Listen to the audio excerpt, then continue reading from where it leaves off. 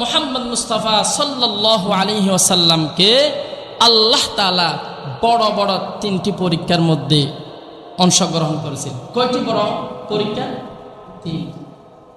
কে? রাসূল পাক সাল্লাল্লাহু আলাইহি ওয়াসাল্লাম। 3টি কি বড় বড় পরীক্ষা? অর্থাৎ এই মানুষের যে খাবারের সংকট হবে সেটার উদাহরণ দিতে গিয়ে বলেন আল্লামা তাফসীর ইবনে কাসির রাহমাতুল্লাহি আলাইহি তিনি এই বর্ণনা টেনে নিয়ে আসেন, রাসূল পাক সাল্লাল্লাহু আলাইহি ওয়াসাল্লাম যখন নবুয়তের পরে কালিমার দাওয়াত দিতেছেন। কিসের দাওয়াত? কালিমার দাওয়াত দিতেছেন। তখন তাহার সাথে 3টি বড় বড় ঘটনা ঘটছে। 3টি পরীক্ষা আল্লাহ তাআলা নিয়েছেন। 1 নাম্বার পরীক্ষা হলো রাসূলুল্লাহ সাল্লাল্লাহু আলাইহি ওয়াসাল্লাম এবং তাহার সাথে যে সাহাবায়ে কেরাম ছিল তাদেরকে সমাজ থেকে বয়কট করল। নাউযুবিল্লাহ। কিভাবে? রাসূল পাক সাল্লাল্লাহু আলাইহি ওয়াসাল্লাম যখন কালিমার দাওয়াত দিতেছেন, আল্লাহ তাআলার একত্ববাদী স্বীকার করতেছেন, মানুষকে 360টি মূর্তির দিকে না নিয়ে এক আল্লাহ তাআলার সিজদার দিকে নিয়ে আসতেছে, তখন কুরাইশরা তাদের মাথায় আগুন ধরে গেল।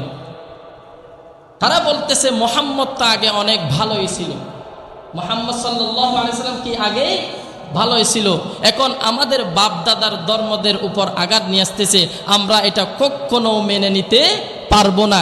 এখন কুরাইশরা সবাই মিলে একত্রবদ্ধ হয়ে মুহাম্মদ সাল্লাল্লাহু আলাইহি ওয়াসাল্লাম এবং তাহার যে সাথীরা ছিল তাদেরকে বয়কট করলো। এমনকি একটি সূচিপত্র করলো। কিরকম? তারা সবাই হাত রেখে বলতেছে, আজ থেকে আমরা মুহাম্মদ মুস্তাফা সাল্লাল্লাহু আলাইহি ওয়াসাল্লামকে সবাই বয়কট করলাম। কিসের কারণে? দাওয়াতের কারণে, কুরআনি কথা বলার কারণে, সঠিক কথা বলার কারণে, হক কথা বলার কারণে, হালাল হারাম পার্থক্য করে দেওয়ার কারণে। তখন তাদের উপর আঘাত আসতে পারে কিনা? এখন এই সমাজের মধ্যে অনেক মানুষ আছে, অনেক মসজিদে আছে, খতিব সাহেবরা সঠিক কথা বলতে পারে না, কুরআনি কথা বলতে পারে না, কারণ চাকরির ভয়। চাকরি গেলে তো মিন খাবারের সংকট হবে, আছে না? যেমন পর্দার বয়ান আপনি করতে পারবেন না, আপনি হারামের কথা বলতে পারবেন না, সুদের বয়ান করতে পারবেন না, ঘুষের বয়ান করতে পারবেন না, সমাজের অনিয়ম বয়ান করলেই তো আপনার চাকরি চলে যাবে, ঠিক কিনা? সেই জন্য অনেক এই মিম্বার থেকে অনেকে হক কথা বলতে পারে না। আর ভাই, রিজিককে কমিটি দিবে নাকি আল্লাহ দিবে? কারণ আল্লাহ তাআলা বলেন, ওয়ামা মিন দাব্বাতিন ফিল আরদি ইল্লা আলাল্লাহি রিজকুহা ওয়া ইয়ালামু মুস্তাকাররাহা ওয়া মুস্তাওদাআহা। ও বান্দারা, তোমরা দুনিয়ার মধ্যে যত কঠিন সময় আসুক না কেন, হক কথা বলবা, হকের পথে চলবা, সঠিক পথে চলবা, হারামের গুশানা থেকে হেফাজত করবা, হালাল পথে চলতে বলবা, কারণ রিজিক তো আমি আল্লাহ তাআলা, তুমি আসার 6 মাস আগে আমি তোমার রিজিক বরাদ্দ করে দিয়েছিলাম। সুবহানাল্লাহ। তো এখন কি আমাদের আর কোনো খাবারের ভয় আছে? সেই জন্য রাসূল পাক সাল্লাল্লাহু আলাইহি ওয়াসাল্লাম কোনো সমাজের ভয় করে নাই। প্রয়োজনে তোমরা আমাকে বাহির করে দাও, তবু আমি সঠিক পথে থাকবো। এমনকি রাসূল পাক সাল্লাল্লাহু আলাইহি ওয়াসাল্লামকে যখন তারা বাহির করে দিল, তারপরে তারা একটা রুলস করলো। কি করছে? একটি নীতিমালা তৈরি করছে। সেই নীতিমালার পয়েন্টটাকে আমি 7টি পয়েন্ট বলবো।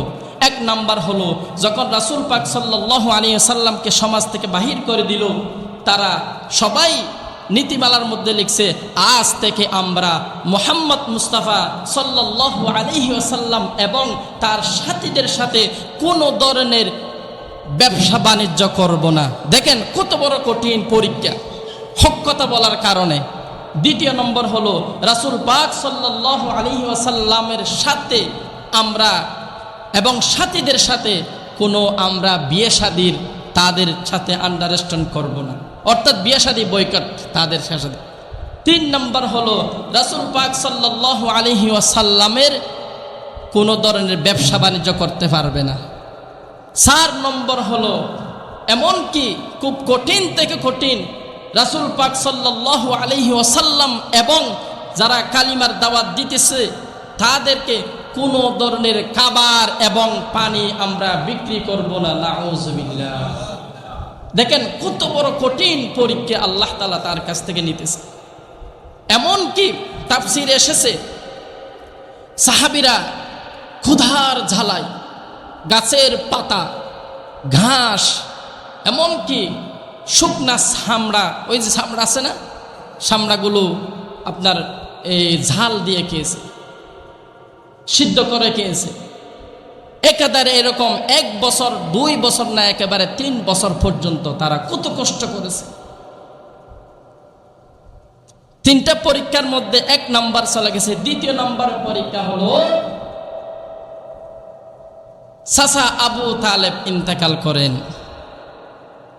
তো হুজুর বুঝলাম অনেক তো মানুষ মারা যায়, এখানে চাচা আবু তালেব ইন্তেকাল করলে তার আবার ক্ষতি কিসের, পরীক্ষা কিসের? সবচেয়ে পরীক্ষা হলো এই জায়গায় যখন রাসূলুল্লাহ সাল্লাল্লাহু আলাইহি ওয়াসাল্লাম কালিমার দাওয়াত দিতেন, যখন হকের কথা বলতেন, যখন কালিমা প্রসার করতেন, তখন মক্কার কোনো ব্যক্তি রাসূলুল্লাহ সাল্লাল্লাহু আলাইহি ওয়াসাল্লামের উপর আঙ্গুল তুলে কথা বলতে পারতো না। তার কারণ হলো চাচা আবু তালেব ছিল। সুবহানাল্লাহ। এমন পর্যায়ে, এমনকি তার সাথে ঢালের মতো ছিল, কোনো আঘাত আসলেই তিনি সেটা দেখতেন। 3 নাম্বার হলো পরীক্ষা হলো, বড় বড় পরীক্ষার মধ্যে 3 নাম্বার পরীক্ষা হলো রাসূলুল্লাহ সাল্লাল্লাহু আলাইহি ওয়াসাল্লাম যখন দিন শেষে দাওয়াতের কাজ করে যখন বাসায় এসে সান্ত্বনা দিতেন, সেই উম্মুল মুমিনিন হযরত খাদিজা রাদিয়াল্লাহু তাআলা আনহা ইন্তেকাল করেন। এই যে কত বড় বড় 3টা পরীক্ষা দেখেন। 1 নাম্বার হলো তাদেরকে সমাজ থেকে বয়কট করলো। 2য় নাম্বার হলো চাচা আবু তালেব মারা গেল। 3 নাম্বার হলো সবচেয়ে যেই জায়গার মধ্যে শান্তি পেত, যেই জায়গা থেকে সাহস পেত, তিনি মারা গেলেন। উম্মুল মুমিনিন হযরত খাদিজা রাদিয়াল্লাহু তাআলা। তো এর চেয়ে আর কোনো বড় পরীক্ষা হতে পারে? এরকম কি আমাদের জীবনে কোনো পরীক্ষা আসে? না, এর চেয়ে কোনো বড় পরীক্ষা হতে পারে না।